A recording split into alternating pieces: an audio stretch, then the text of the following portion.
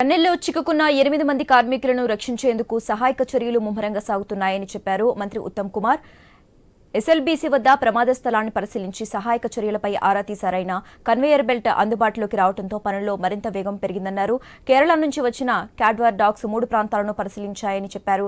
Dogs సూచించిన ప్రాంతాల్లో తవ్వకాలు జరుగుతున్నట్టు స్పష్టం చేశారు. కార్మికుల కోసం దేశవ్యాప్తంగా ఉన్న అన్ని రెస్క్యూ బృందాలను రంగంలోకి దింపామని తెలిపారు. గత 2 రోజుల నుంచి హైదరాబాద్కు చెందిన రోబోటిక్స్, మద్రాస్ ఐఐటి ప్రత్యేక బృందాలు సొరంగ మార్గంలో పరిస్థితిని పరిశీలించారన్నారు. రోబోలను రంగంలోకి దించే ప్రతిపాదనను పరిశీలిస్తామని వెల్లడించారు మంత్రి ఉత్తమ్.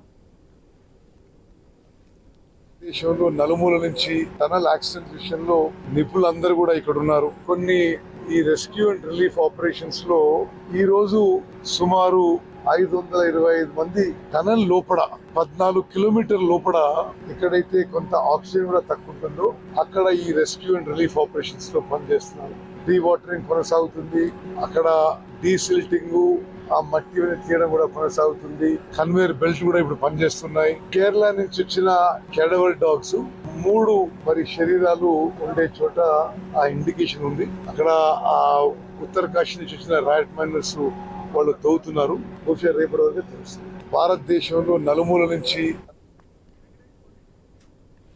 టన్నెల్లో చిక్కుకున్న 8 మంది కార్మికులను రక్షించేందుకు సహాయక చర్యలు ముమ్మరంగా సాగుతున్నాయని చెప్పారు మంత్రి ఉత్తమ్.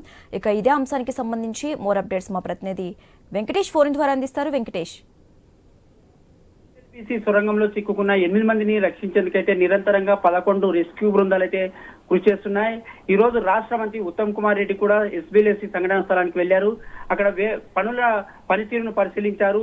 ఇప్పటికే కన్వేయర్ బెల్ట్ తో సాగుతున్న సహాయక చర్యలు, దాంతో పాటు ఎన్డీఆర్ఎఫ్ చేస్తున్న సహాయకాలు, దాంతో పాటు కేరళకు సంబంధించిన డాగ్ స్క్వాడ్ కూడా బృందం అక్కడ వచ్చింది. దీనికి తోడు ఐఐటి, మద్రాస్ ఐఐటికి చెందిన నిపుణులు కూడా సంఘటన స్థలంలో ఉన్నారు. వారితో కలిసి లోపలికి సొరంగ మార్గంలోకి వెళ్లి లోపల జరుగుతున్న పనుల వేగవంతంపై చర్చించారు. ఎలాంటి పనులు చేస్తున్నారు, ఒకవేళ రోబోలను తీసుకొని వస్తే వాటి పనితీరు ఎలా ఉండబోతుందనే దానిపైన అధికారులతో సమీక్షా సమావేశం నిర్వహించారు. దానికి సంబంధించి ముఖ్యంగా టీబీఏ మిషన్ ఎక్కడైతే ఉందో దాన్ని విరగొట్టి దానికి చిన్న చిన్న భాగాలుగా విరగొట్టేందుకు కూడా ఇప్పటికే ఓ జేసీబీని కూడా అందులో పంపారు. ఆ పనులు కూడా వేగవంతంగా సాగుతున్నాయని చెప్తున్నారు. లోపల ఉన్న 8 మందిని చిక్కుకున్న ఆచక్ని ఖచ్చితంగా తెలిసే అవకాశాలు ఉన్నాయని మంత్రి అయితే చెప్తున్నారు. దేశవ్యాప్తంగా ఉన్న అన్ని సంబంధించిన రెస్క్యూ బృందాలను కూడా ఇక్కడ ఎస్ఎల్బీసీ వద్దకు తీసుకొచ్చామని, ఖచ్చితంగా ఆ రెస్క్యూ బృందాలలో 2-3 రోజుల్లో ఏదో ఒకటి విషయం అయితే ఖచ్చితంగా తెలిసే అవకాశం ఉంటుంది. ఈ నేపథ్యంలోనే ఎక్కడైతే అనుమానిత ప్రాంతాలుగా అక్కడ కేరళ నుంచి వచ్చిన డాగ్స్ గుర్తించాయో వాటిని కూడా తవ్వకాలు చేపట్టామని, ఏదో ఒక విషయం అయితే ఖచ్చితంగా క్లారిటీ వచ్చే అవకాశం ఉంటుందని చెప్తున్నారు.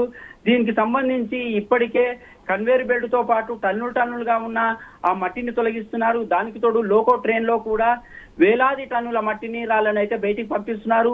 ఎక్కడైతే సిబ్బంది వెళ్లేందుకు అయితే మట్టిని తొలగించి రోడ్డు మార్గం లాగా ఒక రూట్ క్లియర్ చేసే భాగంలో అయితే రెస్క్యూ టీంలు అయితే పనిచేస్తున్నాయి. దీనికి సంబంధించి ప్రతి ఒక్క రెస్క్యూ టీమ్ గా తమకు సంబంధించిన నిపుణులచే వారు లోపల రెస్క్యూ ఆపరేషన్ కు సంబంధించిన ప్రతి అంశం పైన మంత్రితో చర్చించారు. ముందుగానే ఒక నమూనాకు సంబంధించిన టీబీఏ మిషన్ కూడా అందుబాటులో ఉంచారు. ఆ టీబీఏ మిషన్ లో జరుగుతున్న పనుల వేగవంతం ఎక్కడికక్కడ, అంటే ఆ టీబీఏ మిషన్ కటింగ్ ఎలా ఉంటుంది, దానికి ప్లాస్మా కటింగ్స్ తో, గ్యాస్ కట్టర్స్ తో దాన్ని ముక్కలుగా చేసి ఎలా బయటికి తెస్తున్నాం అనే దానిపైన కూడా క్లారిటీగా సిబ్బంది ఏదైతే రెస్క్యూ టీమ్ ఆపరేషన్ చేస్తున్నారో వాళ్ళు మంత్రికి వివరించే ప్రయత్నం అయితే చేశారు. మరో 2-3 రోజుల్లో ఖచ్చితంగా ఈ రెస్క్యూ బృందాలకైతే ఏదో ఒక అవకాశం దొరుకుతుంది. లోపల ఉన్న 8 మందిని రక్షించేందుకైతే చర్యలు అయితే తీసుకుంటున్నామని చెప్తున్నారు. ఇప్పటికే disaster management chief Arvind Kumar కూడా అక్కడే సంఘటన స్థలంలో ఉన్నారు. వారి ఆదేశాలతో, ఎన్డీఆర్ఎఫ్ ఆదేశాలతో ఆ రెస్క్యూ సిబ్బంది అయితే పనిచేస్తుంది. ఈ రోజు మంత్రి ఉత్తమ్ కుమార్ రెడ్డి కూడా పర్యటనతో వేగవంతంగా పనులు సాగే అవకాశం ఉందని, వారికి కావాల్సిన ఏమైనా పనిముట్లు కానీ, ఇతర అవకాశాలు కానీ, ఇతర వాహనాలు కానీ ఏమైనా ఉంటే కూడా ఖచ్చితంగా ఏర్పాటు చేస్తామని ఇప్పటికే మంత్రి స్పష్టం చేస్తున్నారు. దీంతో పాటు లోపల సహాయక బృందాలకు అందుతున్న వైద్య సేవలు, వారి శరీర ఇబ్బందులు, ఏమైనా సౌకర్యాలు ఉన్నాయా లేదా, వాళ్ళు ముందుకెలా సాగే అవకాశం ఉంది, దానిపైన కూడా ఉత్తమ్ కుమార్ రెడ్డి అయితే స్పష్టంగా అధికారులతో చర్చిస్తున్నారు. ఎక్కడ కూడా ప్రాణ నష్టం కానీ, ఇబ్బందులు కానీ తలెత్తే అవకాశం లేకుండా రెస్క్యూ బృందాలకైతే సలహాలు, సూచనలు చేస్తున్నారు. ఏదైనా వాళ్ళ ఎక్కడైతే రెస్క్యూ బృందాలు కూడా ఆయనకి ఇచ్చిన మంత్రికి ఇచ్చిన సమాచారంతో మరింత వేగంగా పనులు చేసే అవకాశం ఉంటే వారికి ఏమైనా ఉపయోగకరమైన వాహనాలు కానీ ఇతర సామాగ్రి కానీ అందించేందుకైతే ప్రభుత్వం అయితే కృషి చేస్తుందని చెప్పారు. ఎన్ని కోట్లు భరించైనా సరే లోపల చిక్కుకున్న వారి ప్రాణాలను కాపాడడంతో పాటు దానికి సంబంధించిన ఈ టన్నెల్కు సంబంధించిన పనులు కూడా పూర్తి చేస్తామని ఇప్పటికే ఉత్తమ్ కుమార్ రెడ్డి స్పష్టంగా చేశారు. సీఎం రేవంత్ రెడ్డి దీనిపైన ప్రత్యేక దృష్టి సారించి లోపల చిక్కుకున్న 8 మందిని బయటికి తీసే వరకు ఈ రెస్క్యూ టీం సాగుతుందని చెప్పారు. నిరంతరంగా పనులను కూడా పర్యవేక్షించేందుకు అయితే అక్కడ ప్రత్యేక టీంలో ఉన్నాయని చెప్తున్నారు శశిరేఖ.